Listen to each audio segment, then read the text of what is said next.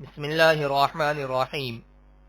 صرف 5 منٹ کا مدرسہ قرآن و حدیث کی روشنی میں 115واں دن 25 ربیع الثانی۔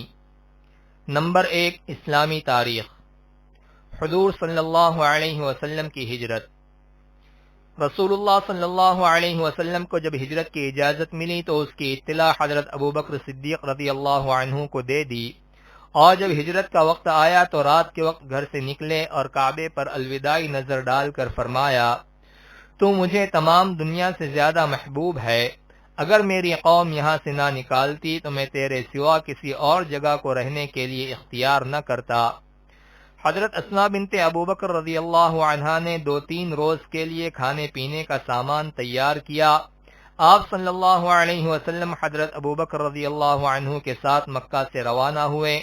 ایک طرف محبوب وطن چھوڑنے کا غم تھا تو دوسری طرف نوکیلے پتھروں کے دشوار گزار راستے اور ہر طرف سے دشمنوں کا خوف تھا، مگر اسلام کی خاطر امام الانبیاء تمام مصیبتوں کو جھیلتے ہوئے آگے بڑھ رہے تھے۔ راستے میں حضرت ابوبکر رضی اللہ عنہ کبھی آگے آگے چلتے اور کبھی پیچھے پیچھے چلنے لگتے تھے۔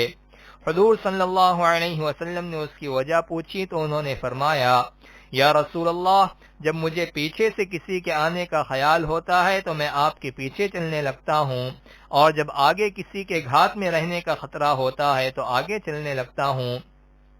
چونکہ کفار کی مخالفت کا زور تھا اور وہ لوگ نعوذ باللہ آپ صلی اللہ علیہ وسلم کے قتل کی کوشش میں تھے، اس لیے راستے میں آپ صلی اللہ علیہ وسلم اور حضرت ابوبکر رضی اللہ عنہ نے غار ثور میں پناہ لی۔ اس غار میں پہلے حضرت ابوبکر رضی اللہ عنہ داخل ہوئے اور اس کو صاف کیا، پھر حضور صلی اللہ علیہ وسلم اس میں داخل ہوئے اور 3 روز تک اسی غار میں رہے۔ نمبر 2، اللہ کی قدرت۔ غذا اور سانس کی نالیاں۔ اللہ تعالی نے ہمارے سانس لینے اور کھانے پینے کی 2 مختلف نالیاں بنائی ہیں۔ کھانے کی نالی کا تعلق معدے سے ہے اور سانس کی نالی کا تعلق پھیپھڑے سے ہے۔ جب انسان کھاتا یا پیتا ہے تو قدرتی طور پر سانس کی نالی کا منہ ڈھکن کی طرح پردے سے بند ہو جاتا ہے اور کھانے کی نالی کے ذریعے کھانا معدے میں پہنچ جاتا ہے۔ یہی کھانا اگر ہوا کی نالی میں داخل ہو کر پھیپھڑے میں پہنچ جاتا تو انسان کا زندہ رہنا مشکل ہو جاتا، مگر اللہ تعالیٰ کی قدرت پر قربان جائیے کہ دونوں نالیوں کے قریب ہونے کے باوجود سانس لینے اور کھانے پینے کا حیران کن انتظام فرما دیا۔ نمبر 3، ایک فرض کے بارے میں، سود سے بچنا۔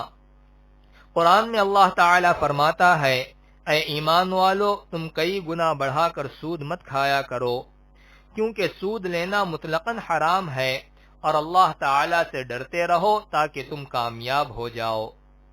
نوٹ: کم یا زیادہ سود لینا، دینا، کھانا، کھلانا ناجائز اور حرام ہے۔ قرآن اور حدیث میں اس پر بڑی سخت سزا آئی ہے، لہذا ہر مسلمان پر سودی لین دین سے بچنا ضروری ہے۔ نمبر 4، ایک سنت کے بارے میں، عشاء کے بعد جلدی سونا۔ رسول اللہ صلی اللہ علیہ وسلم عشاء سے پہلے نہیں سوتے تھے اور عشاء کے بعد نہیں جاگتے تھے بلکہ سو جاتے تھے۔ نمبر 5، ایک اہم عمل کی فضیلت، جماعت کے لیے مسجد جانا۔ رسول اللہ صلی اللہ علیہ وسلم نے فرمایا، جو شخص باجماعت نماز کے لیے مسجد میں جائے تو آتے جاتے ہر قدم پر ایک گناہ مٹتا ہے اور ہر قدم پر اس کے لیے ایک نیکی لکھی جاتی ہے۔ نمبر 6، ایک گناہ کے بارے میں، ازار یا پینٹ ٹخنے سے نیچے پہننا۔ رسول اللہ صلی اللہ علیہ وسلم نے فرمایا، جو شخص تکبر کے طور پر اپنے ازار کو ٹخنے سے نیچے لٹکائے گا، اللہ تعالیٰ قیامت کے دن اس کی طرف رحمت کی نظر سے نہیں دیکھے گا۔ نمبر 7، دنیا کے بارے میں، دنیا سے بے رغبتی کا انعام۔ رسول اللہ صلی اللہ علیہ وسلم نے فرمایا، جو شخص جنت کا خواہشمند ہوگا وہ بھلائی میں جلدی کرے گا، اور جو شخص جہنم سے خوف کرے گا وہ خواہشات سے غافل یعنی بے پرواہ ہو جائے گا، اور جو موت کا انتظار کرے گا اس پر لذتیں بیکار ہو جائے گی، اور جو شخص دنیا میں زہد یعنی دنیا سے بے رغبتی اختیار کرے گا اس پر مصیبتیں آسان ہو جائیں گی۔ نمبر 8، آخرت کے بارے میں، جنتیوں کا لباس۔ قرآن میں اللہ تعالی فرماتا ہے ان جنتیوں کے بدن پر باریک اور موٹے ریشم کے کپڑے ہوں گے اور ان کو چاندی کے کنگن پہنائے جائیں گے اور ان کا رب ان کو پاکیزہ شراب پلائے گا۔ اہل جنت سے کہا جائے گا کہ یہ سب تم نعمتیں تمہارے اعمال کا بدلہ ہے اور تمہاری دنیاوی کوشش قبول ہو گئی۔ نمبر 9، طب نبوی سے علاج۔ داڑھ کے درد کا علاج۔ ایک مرتبہ حضرت عبداللہ بن رواحہ رضی اللہ عنہ نے حضور صلی اللہ علیہ وسلم سے داڑھ میں شدید درد کی شکایت کی تو آپ صلی اللہ علیہ وسلم نے انہیں قریب بلا کر درد کی جگہ اپنا مبارک ہاتھ رکھا اور 7 مرتبہ یہ دعا فرمائی: اللہم اذہب عنہ سوء ما یجد وفحشہ بدعوت نبیک المبارک المکین عندک، چنانچہ فوراً آرام ہو گیا۔ نمبر 10، قرآن کی نصیحت۔